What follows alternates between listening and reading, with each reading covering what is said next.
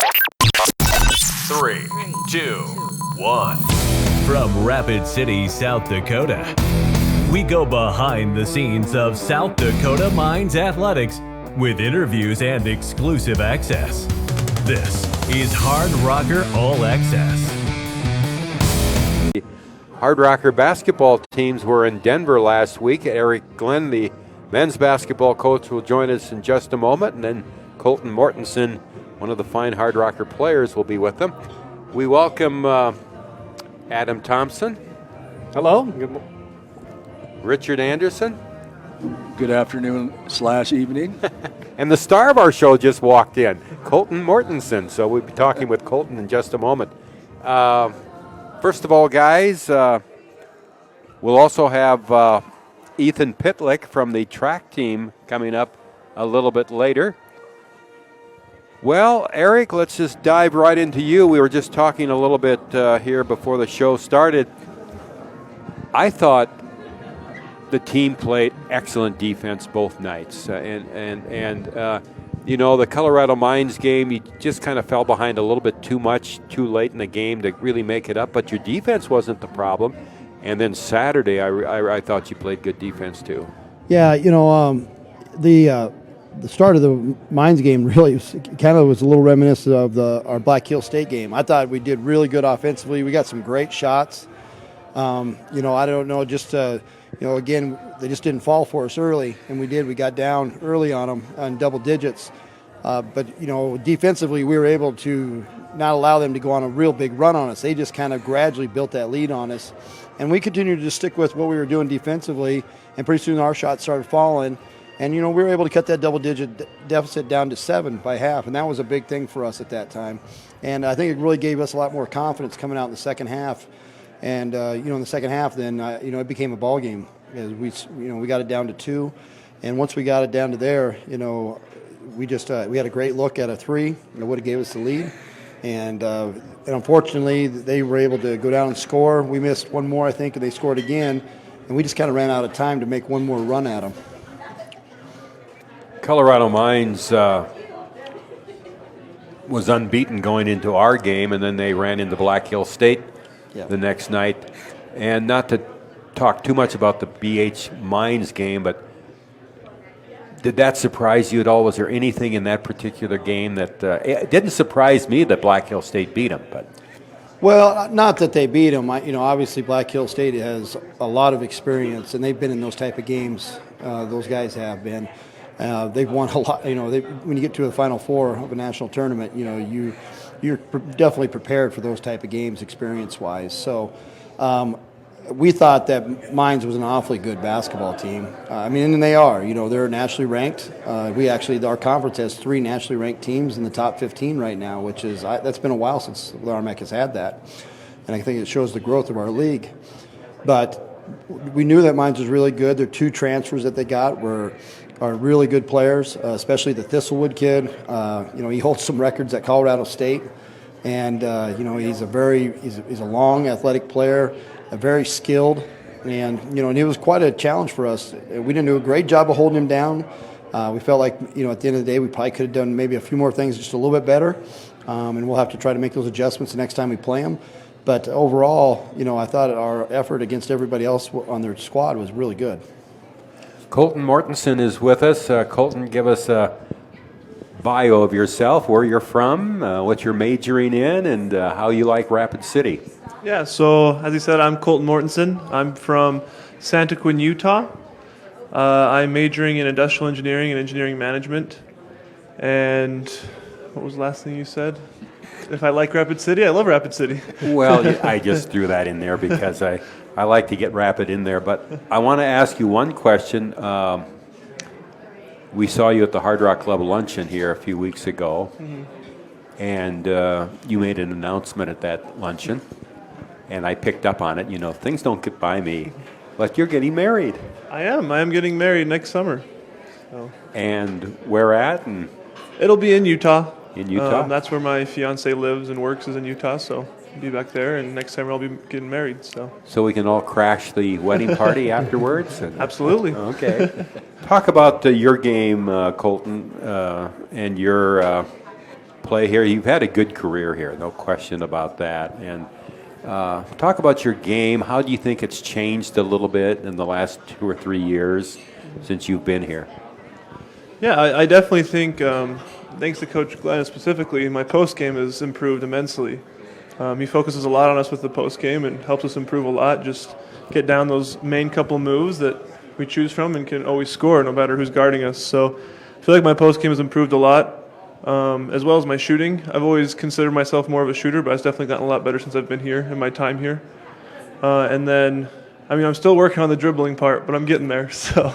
Well, we don't expect you to be a point guard. Let's face it. But when I see you get that ball beyond the arc and nobody within 3 or 4 feet of you, you can put it in the hoop. There's just no question. We talk about that a lot in our broadcast. You leave you open out there, and when you're that open 9 times out of 10, you're going to hit that shot. When did you really start developing your three-point shooting? So I focused on it a lot between my sophomore and junior year of high school. I was not one to ever shoot. I was more just rebound and pass the ball out. And I spent countless hours shooting on guns, and I think I shot like 25,000 shots that summer. And that was kind of where my three-point started. And then just over my college career, I've just, shot countless shots and just worked on it. It's continually grown. I think every single year of college, my percentage has gotten better and better.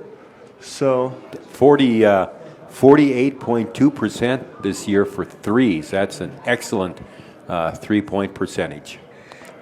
Richard? Well, yeah, Kolten, talk about the team right now. You're 2-2 in conference play. I think you guys probably feel pretty good about that. Of course, you want to be 4-0, obviously, but you're up there in those games even that you lost. So you got to feel pretty good about the start you guys are having.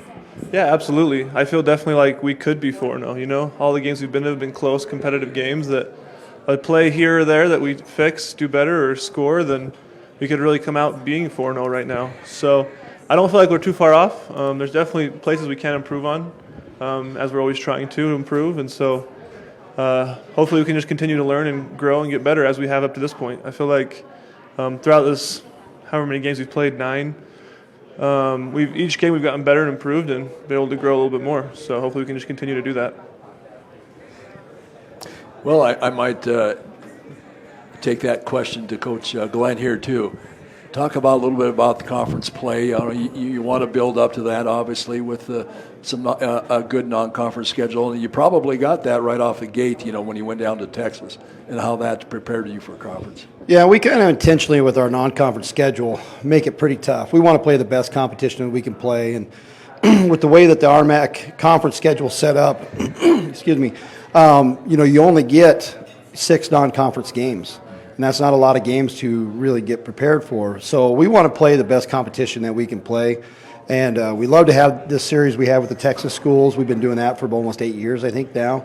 Yeah. They're always great players on their teams. They're well coached, and this year is no exception. They both are really very good teams this year. Then also the East-West challenge thing that we had set up. We lost Northern, but we picked up Minnesota Moorhead, who is a really good veteran team this year, national tournament experienced team. So again, it was between them and Augie was just 2 really good teams for us to play. And then we got to play Montana State Billings here at home, who had just knocked off a nationally ranked team on their trip out to Washington. And, of course, Black Hills State we picked up in a non-conference just because of the scheduling quirk we've talked about. And so, yeah, out of those 6 teams, those are all teams. I think between the 4 of them, as they went into our conference season, I think they might have had a combined 5 losses between the 4 of them. So we're really happy to play those type of teams, and I think we really grew from that.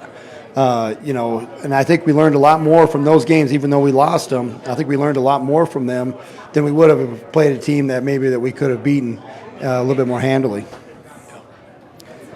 Kolten, it seems like the connection with the team, this team you guys have been around each other for quite a while now. Talk about the connection with your teammates and everything and how you guys feel comfortable with each other. Yeah, I definitely feel like because when I came in, we were such a young team, and we've had, this is our 3rd year together with a lot of the guys, that we have been able to build that chemistry really well. Specifically off the court, we're all great friends, really close, and it's definitely starting to show on the court as well as our chemistry grows and gets better, and we're able to kind of just know what each other are going to do. So we're getting there with our chemistry. Coach, we haven't talked to you in a couple weeks. I mean, obviously not this past Saturday, but the Saturday before, Brevin Walter coming up with that huge buzzer beater win against Regis, if I remember correctly. Yep. That was a fun game. And then this past Saturday beating Metro. Just what has this team really done to really elevate their gameplay, especially after a tough non-conference season? Well, I think the biggest thing is that we're taking care of the ball and we're getting more shots. It's pretty tough to beat good teams when you give them an extra 18 possessions or more. And so that's something that we have really improved upon. And I think here in conference, just in conference play, I think we're only averaging like right around 11 turnovers a game, which is our goal is to keep it under 12. So we've done a good job with that. On top of that, offensively, we've done a lot better job of moving the ball. Our pace and tempo of our offense we were a little quick, and I think that was a little bit of a purpose of our turnovers. And the teams we played had a little bit to do with that because they were pressuring us. But we've adapted now to that pressure. We're able to handle it pretty well, and at the same time continue to keep that pace and tempo that we're looking for and not be in such a hurry. And that allows us to get good spacing. And now as we get this spacing, and you're starting to see some of our playmakers able to get to the basket. Kolten Fragoli, he kind of got maybe a little overshadowed on Saturday by Brevin's 45 points, but he had some great drives. He ended up with 7 assists because he was getting into the lane, drawing extra players and kicking out to guys like Kolten here, knocking down threes. And then he had a couple nice dunks right down the middle of the lane as well. And so, those type of plays have starting to show more and more for us with that change of pace for us. You talk about Kolten. One thing I want to mention about him, he was leading the team in rebounding. Yes. I mean, that's all the other things he does on the floor. You don't really expect to see that. Well, yeah, and even Ollie, it's kind of, I don't know what it is about us. Going back even to Alec Williams. Alec was our second leading rebounder when he was here. Ollie last year as a point guard was our second leading rebounder, and now Kolten has kind of picked up that torch as well. And I think one of the big things is that they are guys that really have a great nose for the basketball. We don't let them offensive rebound. They're usually back, so all those rebounds they're getting are defensive rebounds pretty much. So I think they have a great nose of get where the ball's at. The other part is they don't necessarily have to block their guy out because other teams kind of do the same thing as they send their point guard back. So they really just get to play where that ball comes off of. But you got to have great anticipation to do that, and they all have that. We're talking Hard Rocker basketball with our Hard Rocker Coaches Show. Eric Glenn with us tonight, also Kolten Mortensen. We're at Murphy's Pub and Grill in downtown Rapid City. And tonight I did what I promised I was going to do a couple of weeks ago. I switched up on my order for supper tonight, and I had the fish and chips. Let me tell you, like fish and chips, Kolten? I love fish and chips. Oh, man, you will love the fish and chips here. It is absolutely outstanding. Adam had the Dakota pulled pork. Usual. That is a very good dinner right there. It has watermelon jalapeno sauce on it, pulled pork. Richard? I had the buffalo meatloaf sandwich, which was very good. They had even little onion rings on top of it too, so I was very pleased with that. Yeah. That shows you the wide variety we have here at Murphy's Pub and Grill. Come on down. It's a little quiet tonight with the weather and everything, but usually there's a great crowd here, and it's very lively, very fun place to eat. So, Kolten, as soon as you graduate, I'm going to treat you to a fish and chips dinner here at Murphy's. Sounds good. As you were playing the other day, did you kind of get a sense what Brevin was doing? Did you realize he was scoring at that pace? I mean, you could definitely feel that he was scoring. I don't think I knew how many he had at that point, just because a lot of his points were through foul shots, which I feel like sometimes I don't quite register those as like, oh yeah, he's got a lot of points, because, we're just playing, just trying to get the win, and it was a close game. And then after the game, when we realized how many points he had actually scored, it was amazing, and we celebrated with him. So. Team really hung in that game, didn't they? They got down early, but you came back and you just would not surrender. you know, and it took a big performance from a lot of players in that game, but that was a good win, a good road win. Yeah, absolutely. I feel like specifically last year, a lot of our games came down to the end of games where we weren't able to finish and we weren't able to get those wins. And it was good that to experience a game where they did make that late surge and came within, I think, 2 was the closest they got. And then we were able to hold them off and defend and be able to keep the win. So I think that's something we've needed to improve on, and obviously we have gotten better at, because we were able to pull that win out, and hopefully we can do that for the remainder of the season, because I'm sure there'll be lots more close games. So, you know, you've played both Black Hill State and Colorado Mines now, and I know it's early, a lot of basketball to go, things change. Any evaluation you could make comparing those two teams? Are they different? Do there some similarities? How do you think you matched up against them? Yeah, I think kind of like Coach had mentioned earlier in this, is that both games, I think we played pretty well. We just needed to knock down shots. I think as teams, they're both very fundamental. They just do the things they need to do, and they make those shots, right? So if we're going to have the opportunity to come out with a win against those guys, we need to make those shots as well, right? They're able to drive and kick and find the open guys, and as well as score inside, which kind of ideal and needed to be able to be a good team, right? So I think they're very similar in the way that they are able to score the ball, but I also think they're very different in the style they play. I feel like Colorado Mines is a little bit more, I don't know how to say it, like spot up threes, I guess, more in the post pounding, whereas Black Hills is a little bit more, I don't know, they do similar things, drives and kicks and threes, but there are differences between the two teams as well. Well, Coach, I want to talk. Let's go back to Brevin a little bit with that 45 points. I mean, that's almost a 50-year scoring record, lasted that long. You know, obviously Tom was around then because he's old enough to remember that. But no, actually I do too. But we'll have a new co-host for our next show. But talk about that, though. I mean, 45 points. I mean, that lasted a long time. So it's kind of a special night when you know, the dust clears and you realize that he did something like that. Yeah, well, you know, the Doug Schlepp, whose record he broke, I've had the pleasure to meet on a couple of occasions, and the story behind his record break, when he did it, it was in the Black Hill State game, and he actually didn't get to finish the game because him and another player, I think it was the best player from Black Hill State even, both got ejected after a foul, but he got to shoot 2 free throws before he got ejected. That broke the record. And but yeah, and you got to remember that there was no 3-point shot back then either. So he had to make a few more baskets probably than Brevin did. But at the same time is that I think the thing with Brevin's performance is that he's been getting those kind of shots, and I think he'd even tell you that he probably hasn't got off to the start that he was hoping for the year efficiency wise. But we know what kind of player he is, and I think his teammates know what kind of player he is, and it's a credit for them just to continue to have his back and get him those opportunities. We've got him some really good looks even before this game, and I think that, you know, he's going to continue to have great opportunities like that. He's going to have some more really big games down the road, and but I think the biggest thing was his trips to the free throw line. You know, those were huge and really came at really big times, and we were able down the stretch he had some nice matchups that we really liked, and we were able to get him the ball, and then he was also able to either score with time. And he had one really big shot. You know, I'd say most of his shots were just really your basic spot ups, or he had nice moves in the lane where he could elevate over a guy and stuff. But he hit one really tough shot at a key moment for us that shows that, you know, his ability to hit big time shots when he needs to.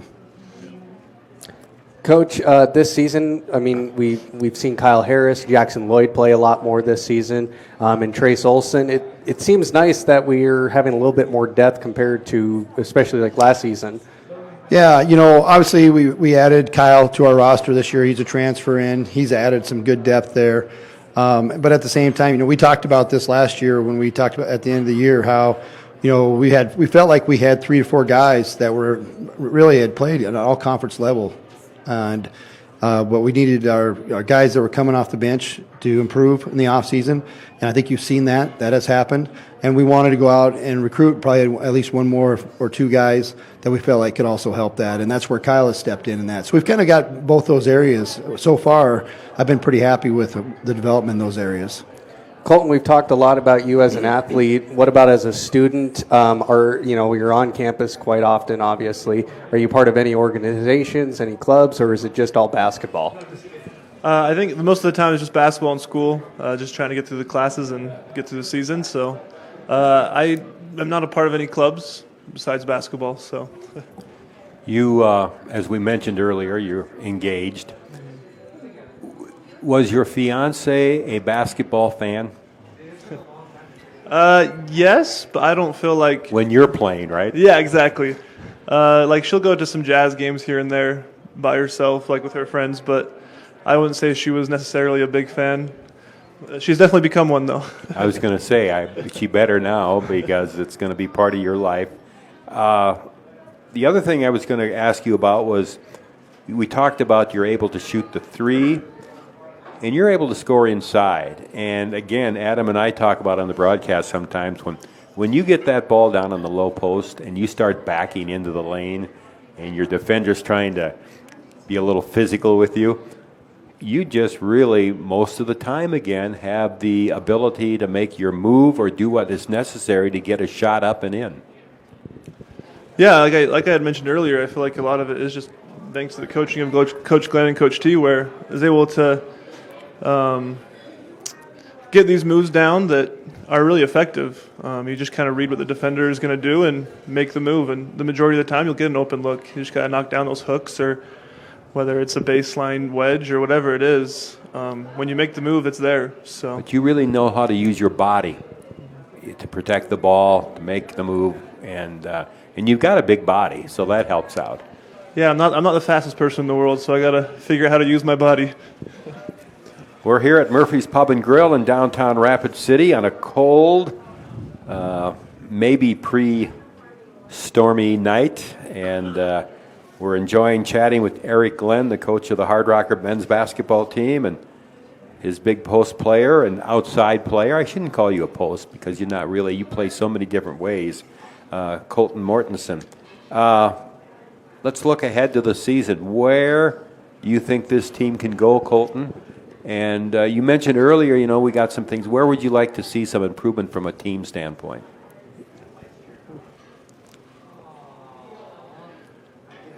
I think improvement from a team standpoint, there's just those plays every once in a while on defense where I feel like for the most part we play really good defense, and then we have these breakdowns. And I feel like if we can limit those breakdowns, it will really improve us, because I feel like defense, if we can hold teams under 60, under 65 in that area, that really gives us the opportunity to win those games. I feel like as an offense, we can very easily score 70 as long as we execute and do the things we can do. And if we can limit those breakdowns on defense, we can be able to hold teams below that number and be able to get those wins. To your first question about the season, I really do have big hopes for this team. I said it before we even started the season with the guys that I really feel like we can be a tournament team, make the conference tournament, and make a run even. I feel like we can be one of the best teams in the conference if we play how we really can play and execute the way that we know we can. So, Eric, any predictions from you? And I know coaches don't like to predict, so I take that back. Let me just put it this way. Well, not really predictions, but, I would echo what Kolten just said, is that, we believe that we're a tournament team. The things that we do and that we preach, we feel like develops consistency. And in order to make runs in tournaments and to get to championship games and things like that, you've got to be able to rebound, and you've got to be able to play defense, and I think you got to have great shot selection. And our team has really bought into those three aspects. And I think that our defense is getting better. It's not still where we want it to be. We're showing flashes of being really, really good. The consistency just isn't there yet. I think probably the Metro game is a good example. The first half we hold them to 33, but then we give up 55 the second half. And some of that wasn't all bad defense. It was them. You give them some credit. They made some really good plays, but at the same time, there's just we're never going to play a perfect half, but we need just to limit a few more of those plays that we're having some mental breakdowns or maybe communication errors. But the thing that right now has been really, really good since our first game was not great, but since that time, our rebounding has been outstanding, and we're getting close to 80% of the defensive rebounds, which is an excellent number. And we're not always the biggest team out there, so our guys are doing a great job of blocking out, where they're really buying into the process that we talk about in rebounding. I'd like to see us get a few more rebounds. We want our 3, 4s, and 5s to crash the boards. We're probably not real consistent in that area. I think that's going to help our offense out if we can get to where we're getting maybe 9 to 10 offensive boards a game, and we're only about half that right now. That would be huge to get that many more possessions into a game. We're not going to be a team that's going to necessarily turn teams over a lot on the turnovers, so those offensive boards is a great opportunity for us to try to get a few more extra possessions. We'll talk about this weekend. You got a couple home games before the Christmas break, and going into the break, what do you have planned with that, and how much of a break do you really have? Well, it's a mandatory break from the 20th to the 26th, but with the fact that we get done playing on the 17th, we're going to go ahead and let our guys go home. We didn't take any time off over Thanksgiving, and so I think it's a great opportunity for our guys to go home. That's part of being in the Division II is really nice. I do believe that Christmas time is a big family time, and I love our guys having the opportunity to go home and spend some time with their families and decompress a little bit through the first semester, and then come back fresh right there before the new year, before we have to go back and get after it. And then it's a grind from that point on. And in order to hit that grind, I really like our guys to be as fresh as possible, not just only physically but also mentally. Yeah. Well, and you got, I believe, Pueblo and Highlands this weekend? Yep. So Pueblo Friday night. Really talented team. They've actually been along about the same slope as we have as far as being young. They've got a real talented group. We've been very fortunate over the last 2 years, kind of have their number, and I'm sure they were kind of thinking about that, and they're going to want to come up here and try to correct that. But we've played really well against them, and hopefully we can have another great game against them. They're just so athletic, and their guys are getting more experienced. They're starting to offensively shoot the ball well. They played a really good game against Fort Lewis, who's another ranked team in our league. At home, they came up a little short, but boy, it was a heck of a game. I watched it on tape today, and then they had a good win against Adam State as well. So, they're 2-2. They've played a couple really good teams. They had a tough one at Shattern, I think, is their other loss, and Shattern's a much improved team as well, and they're really tough at home right now.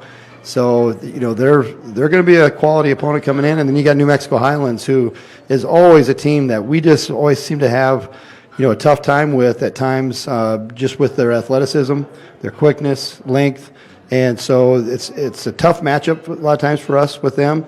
But we've had some success against them, and it's good to have them at home. A couple of Christmas questions for Kolten before we let you go. And have you gotten your fiancée her Christmas present? I have. I do have it. You do? When did you buy it? I bought it about a week ago, but it's in Utah. It got sent to my parents' house, so. Oh, wow. She might be listening, so don't tell. Yeah, I can't say. Yeah. That's very impressive. With all the things going on, you got her Christmas present. Now, what's that? Don't ask me if I've got Lawrence. I'm not going to ask you anything about because you don't think of anything but basketball. Kolten, let's talk a little bit. When you were a kid growing up, can you remember that special Christmas present that you got, something you really wanted, and you were just all excited when you got it? I was a big RC guy growing up. I loved the remote control, whatever. And so the remote control airplanes that I'd get were my favorite. I love those so much. We'd go to the elementary school field and just fly them around. That was like my favorite gift that I'd get. So yeah, by far the RC toys that I'd get were by far my favorite. I can relate to that one. Well, guys, anything else for these two gentlemen? No, I don't have anything. No, just it's been a fun season so far to watch, and I'm looking forward to see what you guys can do down the stretch. We'll be with you on Friday and Saturday nights on KOTA, so we look forward to that. Kolten, thank you very much. Thank you. Merry Christmas. Eric, Merry Christmas. Merry Christmas. Did you get Lorna her present? Yeah, I do. You did? Okay. December 23rd, I'll get it. Okay. Thank you guys very, very much. Eric Glenn, the Hard Rocker head basketball coach, along with Kolten Mortensen, senior for the Hard Rockers, a fine player. And Richard, I think we got Yes. athletes of the week. We do, and probably it's not too hard to figure out who one of them is. But this week's X-Rock Hard Rocker athletes of the week are Brevin Walter and Naomi Hidalgo. Walter scored 20 points Friday before helping the Hard Rockers to a victory on Saturdays, scoring a single-game school record 45 points, breaking the record that stood since 1973 and 74. In the performance, he shot 11 of 19 from the field. He hit 5 of 9 three-pointers and 18 of 22 from the free throw line to lead the Hard Rockers to the victory over MSU Denver. Brevin is from Las Vegas and is majoring in industrial engineering. Hidalgo had 6 offensive rebounds on Friday before also having a great performance on Saturday, scoring 16 points in just 16 minutes on the court. Hidalgo is a Greeley, Colorado native, majoring in industrial engineering. Congratulations to Brevin and Naomi. You made mention to the time that Doug Schlepp scored his 44 points. You mentioned that I was there. I wasn't there. You wasn't there. I was in high school. Well, doesn't mean you couldn't have been there. You know, the funny thing is, Mines played their games out at Stevens High School at that time. Is that right? Wow. And being a Central graduate, you think I was going to go to Stevens? Well, that's probably a good point, but I do remember. I don't know if I remember that game specifically, but I sure remember that name as a kid growing up. You know, reading about the Hard Rockers. Well, you know, Brevin came close a couple of years ago. I think he had 41 or something like that. Last season, he came up to 41 points. Oh. He was close, and so anyway, well, we have a couple of gentlemen in here who were dragged in here off the street, and we want to talk to Joe Stevens, the Hard Rocker track and field coach, and Ethan Pitlick is with us also from the track team for the Hard Rockers. And first of all, welcome. It's good to have you back, Joe. And where are we at right now with the track program? Indoor track, obviously. Yeah, indoor. It's a little chilly, especially with the incoming weather for running outside. Although we did some 200-meter hills outside today, so you did? Yeah, we put them through the ringer. We did a really hard workout today. You're Grinch. Well, you know, I'm actually a gift because it's going to be snowy and really crappy here, and so I was giving them an opportunity to get in some really good training before we can't. So, but where we're at right now is we finished our second indoor track meet down at the University of Wyoming this past weekend.